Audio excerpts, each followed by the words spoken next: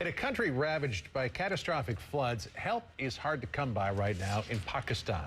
Nations are promising millions of dollars in aid, but humanitarian workers have become targets. One Taliban leader hinting that they are considered fair game. Our Kaj Larsen has been bringing us stories from the most remote and dangerous parts of the country. He was embedded for weeks with foreign aid workers and has this CNN exclusive. There's over 100 registered international aid groups in Pakistan.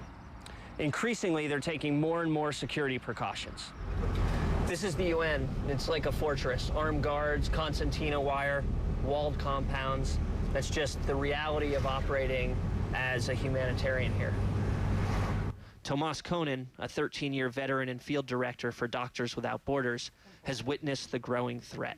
But it's true still that Pakistan is I can't say it's an easy environment. It's a difficult environment for aid workers to work with. There have been a number of security incidents, not only on aid workers, but on everybody, on the civilian population at first. But it's not just Pakistan. In conflict zones around the world, aid workers have gone from helpers to targets. In fact, in the past 3 years, over 400 aid workers have been targeted or killed around the globe. And now Pakistani Taliban have specifically threatened Western aid workers helping with flood relief. Increasingly, aid groups are relying on locals to do the work to lower risk. We met up with Amir Gamaryani over tea, a local Pakistani who works for Relief International, delivering aid to flood victims. Is it safer for you to operate, for you to provide the relief, than for the Western organizations? Because you're local, you speak the language? Yeah. So if an international delegate is going there, they would be very attractive target. With Amir, I looked at some of the damaged flood areas and talked security. What is the biggest concern for aid workers? Well, I think it's the image of Pakistan, which has led to quite a confusing situation. The people are afraid that, well, they'll come, they will be harmed.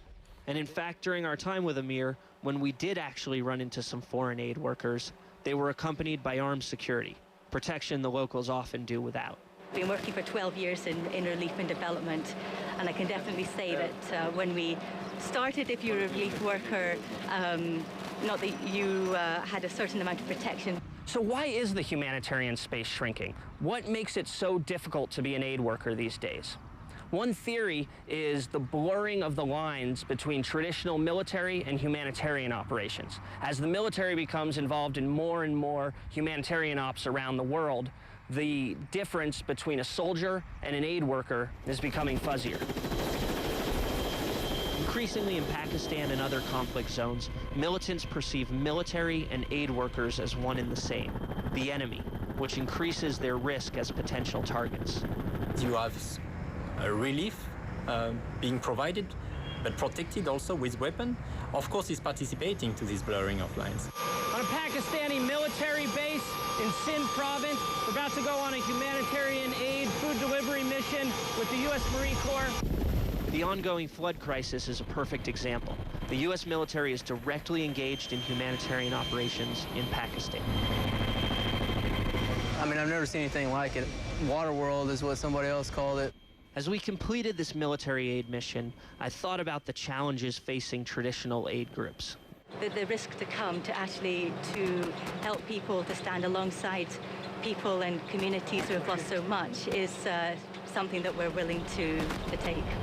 In countries like Pakistan, doing good has never been more dangerous. Let's bring in Kaj Larsen. He's with us here in New York this morning. Humanitarian workers, we were talking about this during your piece, they used to be off limits. What's changed? Yeah, that's absolutely true. It used to be that having a Red Cross Plus on the side of your vehicle almost acted like a de facto bulletproof vest, and you could practically drive through a firefight. What's really changed is the perception of aid work as not being neutral anymore, and so more and more, increasingly so, aid workers are being targeted in conflict zones. Pakistan was a perfect example. And if you are, is your sense in this particular area that is in Pakistan, in these remote villages, that this is also quite political? It probably goes without saying that the Taliban doesn't want Western forces in there helping people. Yeah, that's absolutely true, Candy. The Taliban wants to be perceived as the group that's aiding people who are in need. And so any Western aid workers, they already have an agenda for targeting them, now wanting to be perceived as the helping ones in the region. This just increases the risk again. You know, you were in there with Team Rubicon, a group of ex-military who, it's kind of like the A-team that goes in to humanitarian crises the world over and does what a lot of NGOs can't do. Because of their military background, were they a particular target from the Taliban, or did the Taliban not want to mess with them?